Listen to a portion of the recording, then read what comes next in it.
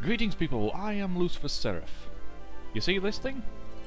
That's me about 17 years ago. The year is 1994. The previous Christmas I received my very own Sega Mega Drive, otherwise known as the Sega Genesis, but since I care for American localization about as much as I care for the stability of the magnetic field around Mintaka, I'm sticking with its European title. With my birthday looming, I started to look around for a suitable gift I could buy myself, and I saw this. Long story short, bought it, played it, loved it. It soon became my favourite game of all time. Later the same year, this came out. Wow, I thought, a sequel to Sonic 3. I was wrong.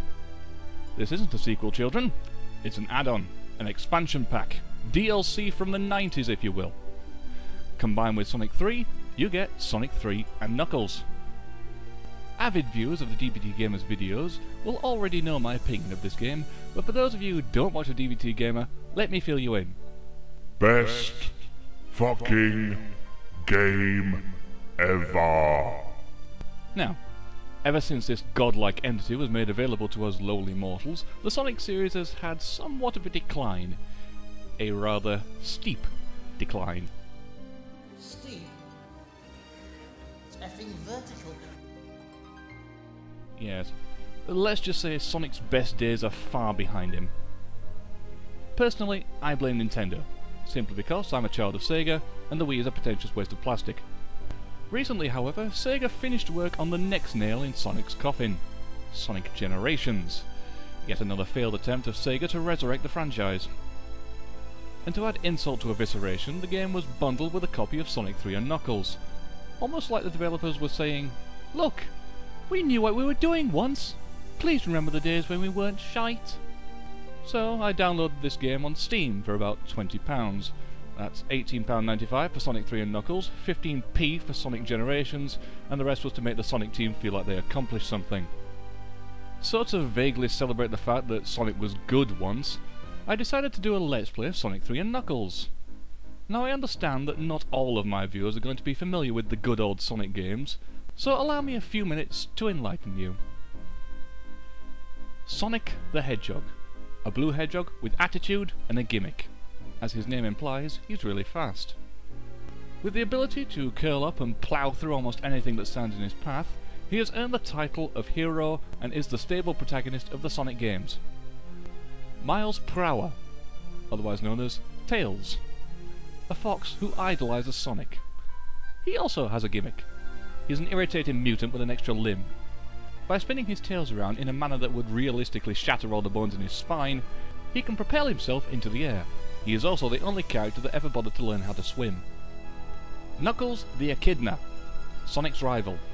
Yes, before Shadow, before Silver, Blaze, Espio and the rest of the bloody Animal Kingdom, there was just an Echidna and his island. He also has a gimmick. Using his knuckles as makeshift pickaxes, he can climb up vertical surfaces, dig through solid rock, punch the ever-living shit out of heavily armoured battle droids, and by using his dreadlocks to give physics the proverbial finger, he is able to glide gracefully through the air. Aside from digging, none of these abilities have anything to do with echidnas in the real world. But we stopped caring about reality around about the time foxes were being crossbred with UH-60 Blackhawks and hedgehogs started reaching Mach 2. Dr. Ivor Robotnik, the antagonist of the Sonic games. He is a human, which by the rules of the fantasy genre means he must, by law, be a prick. He too has a gimmick. He's a prick. Quoted as having an IQ of over 300, and being a perfect gentleman. If of course you ignore the whole enslaving the animal kingdom to do his bidding thing he's got going. Using his awesome intellect, he builds intricate devices, traps and robots in an ill-fated attempt to destroy Sonic and rule the world. The story so far. Sonic 1. Sonic runs about and headbutts robots to rescue the animals trapped inside them. Apparently Dr. Robotnik doesn't believe in batteries and is forced to use various woodland creatures to power his army of robots. After running through various colourful backdrops, Sonic finally defeats Dr. Robotnik and life returns to normal. There is a side quest involving 7 colourful gems known as the Chaos Emeralds, but it's not worth mentioning. Sonic 2. Sonic 2 has more in ways of story. After creating a new army of critter-powered robots, Dr. Robotnik decides to enslave the animal populace once again and force them to aid him in an effort to cash in on the success of Star Wars by adding another death ray and a mustache to the Death Star, and renaming the whole thing the Death Egg. He powers this thing with the Chaos Emeralds, thus giving them a use beyond obligatory collectible magic MacGuffin. Although how they're supposed to power an orbital bombardment station from the bottom of a drainpipe guttering dimension that can only be accessed via a star post at the cost of 50 golden rings at the end of a rather tedious minigame is simply beyond me, but sod it. Long story short, Sonic defeats the Doctor and thus blows up the Death Egg, once again returning the status quo and going back to running away from his girlfriend. Unbeknown to Sonic, however, the Death Egg survived his assault and crash-landed on the mythical floating island. Dr. Robotnik then befriends the island's guardian, Knuckles, in an effort to gain access to the Master Emerald, an uber-powerful gem that keeps the island aloft. It would also serve wonderfully as a power supply for the new Death Egg. Sonic somehow gets word of the Death Egg's survival and heads off to the floating island to finish the job. And thus Sonic 3 and Knuckles begins. So please return and enjoy my Let's Play of Sonic 3 and Knuckles.